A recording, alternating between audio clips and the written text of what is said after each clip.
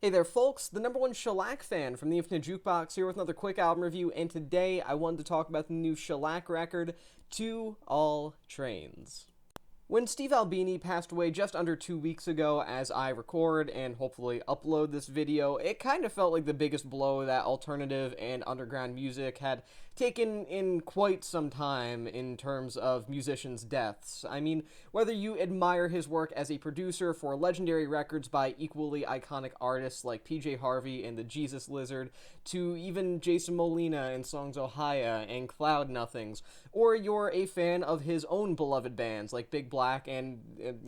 Shellac, this band. The guy was an omnipresent figure whose impact both behind the mic and behind the scenes was nearly as impactful and as important as his hatred for the Smashing Pumpkins and Steely Dan, which, as a fan of both of those bands, I completely understand.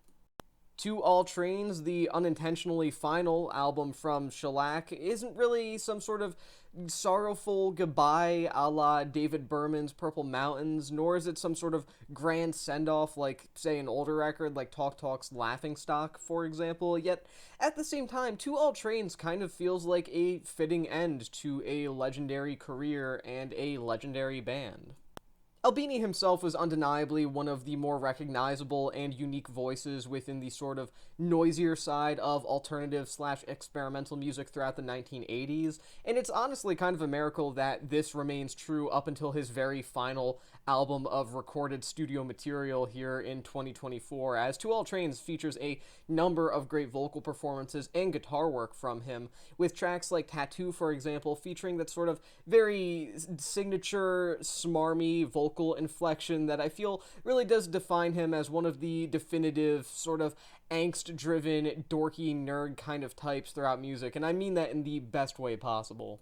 I mean, few are really able to capture that balance between genuine angst and let loose fun in such an effective manner, and the fact that Albini managed to do that over the course of not just a couple albums, but multiple decades consistently is genuinely amazing to me, considering most people can barely keep it going for more than an album, more than an EP even. But it's also important to remember that while most of the attention to this album will understandably go to Albini himself due to his tragic passing, he was only one third of the trio that is Shellac, and the other two members of this band should also get some credit for excellent contributions here on To All Trains. Bob Weston's grinding bass tone is really essential here on tracks like Wednesday, adding a lot of punch, a lot of depth to a lot of tracks here. I feel like his importance in Shellac is to this day very underestimated, as I do genuinely believe that there's a certain kind of heavy industrial quality to this band that would be lacking with really any other bassist, or at the very least Weston performing in any other style. Meanwhile, percussionist drummer Todd Trainer delivers some great performances as the percussion backbone here as well, ensuring that Shellac on this album managed to maintain their notable DIY meets tight performance practiced sounding band kind of sound, while at the same time kind of having some of the rawest tracks that we've gotten in a while from them. I mean, obviously there's a big leap between album cycles here, but I would argue that some of the most raw tracks that Shellac have put out in general are here, at least some of the rawest that they've gotten since the early 2000s. I mean, Scrappers, Wednesday, Girl from Outside, etc., etc. These may not be the best compositions Shellac have ever put forward, or even the most memorable per se, but at the same time, I feel like they have a certain garaginess that's really nice to see from them. Not that Shellac ever really stopped doing that, but still, it's kind of cool to see their final album being this extremely impassioned record, like they never really lost any steam, which, I mean, honestly, they just didn't. And let me just say, ending off this record, and assumedly the band itself, and in Albini's case, an entire career,